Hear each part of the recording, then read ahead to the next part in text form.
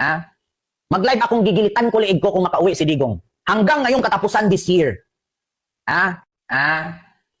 So ayan mga paps no, sa update muna ngayon dito kay Pangulong Roa Rodrigo Duterte sa mga solid supporter no ng Tatay Digong ay good news ito mga paps dahil na-interview nga no si Madam Hanilet na kung saan sinabi niya dito na makakauwi na no si Tatay Digong. So good news 'yan sa mga solid supporter ng mga Duterte. So, good news sa atin yan lahat guys, no?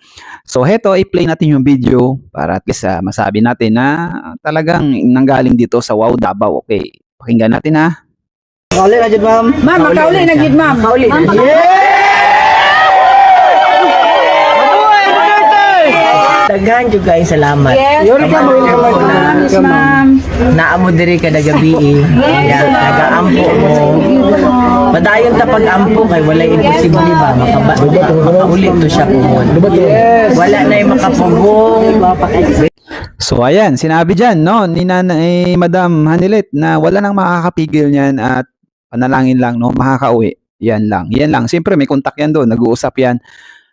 Malaki ang chance na makakauwi si Tatay Digong. So, ayan ha. Pero ayon naman sa mga anti-Duterte, no, sa mga vlogger na anti-Duterte, grabe.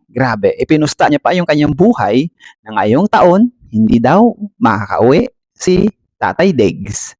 Sa katunayan, no, gigilitan daw niya yung kanyang sarili. Magla-live siya kung makakauwi si Tatay Digong. Grabe naman tong kumbaga pinusta niya na yung buhay niya na hindi makakauwi si Tatay Digong. So ito, si Kent Garcia, no? Ito ha, anti-Duterte ito eh. So i-play natin. Mag-live akong gigilitan ko liig ko kung makauwi si Digong. Hanggang ngayong katapusan this year.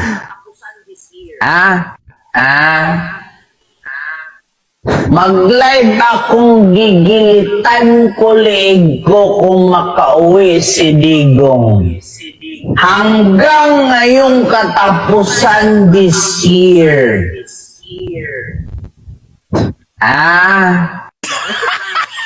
Nako, Kent Garcia, no, ipinusta ang kanyang buhay, no, so hindi na yan mabubura yung video, guys, hindi na mabubura yung video.